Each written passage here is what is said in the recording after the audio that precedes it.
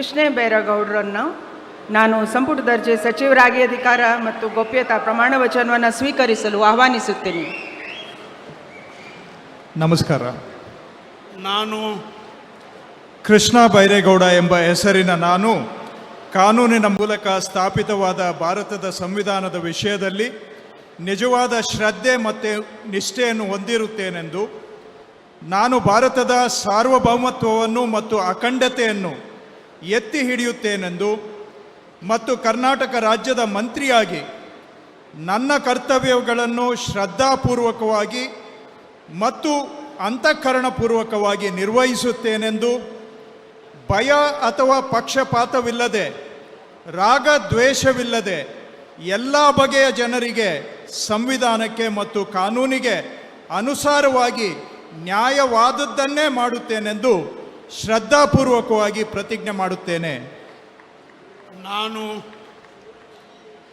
ಕೃಷ್ಣ ಬೈರೇಗೌಡ ಎಂಬ ಹೆಸರಿನ ನಾನು ಕರ್ನಾಟಕ ರಾಜ್ಯದ ಮಂತ್ರಿಯಾಗಿ ನನ್ನ ಪರ್ಯಾಲೋಚನೆಗೆ ತರಲಾಗುವ ಅಥವಾ ನನಗೆ ತಿಳಿದು ಬರುವ ಯಾವುದೇ ವಿಷಯವನ್ನು ರಾಜ್ಯದ ಮಂತ್ರಿಯಾಗಿ ನನ್ನ ಕರ್ತವ್ಯಗಳ ಯುಕ್ತ ನಿರ್ವಹಣೆಗೆ ಅಗತ್ಯವಾಗಬಹುದಾದ ಸಂದರ್ಭದಲ್ಲದೆ ಅನ್ಯಥಾ ಯಾರೇ ವ್ಯಕ್ತಿಗೆ ಅಥವಾ ವ್ಯಕ್ತಿಗಳಿಗೆ ಪ್ರತ್ಯಕ್ಷವಾಗಿ ಅಥವಾ ಪರೋಕ್ಷವಾಗಿ ತಿಳಿಸುವುದಿಲ್ಲ ಅಥವಾ ಬಹಿರಂಗಪಡಿಸುವುದಿಲ್ಲ ಎಂದು ಶ್ರದ್ಧಾಪೂರ್ವಕವಾಗಿ ಪ್ರತಿಜ್ಞೆ ಮಾಡುತ್ತೇನೆ.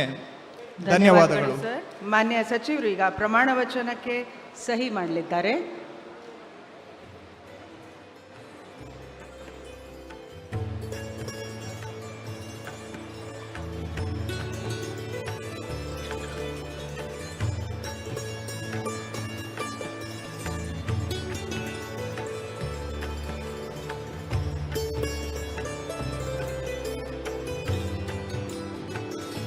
ಮಾನ್ಯ ಸಚಿವರಿಗೆ ಹೂಗುಚ್ಚೆ ಮುಖಾಂತರ ಮಾನ್ಯ ರಾಜ್ಯಪಾಲರು ಹಾಗೂ ಮಾನ್ಯ ಮುಖ್ಯಮಂತ್ರಿಗಳು ಅಭಿನಂದನೆಯನ್ನು ನೀಡಲಿದ್ದಾರೆ.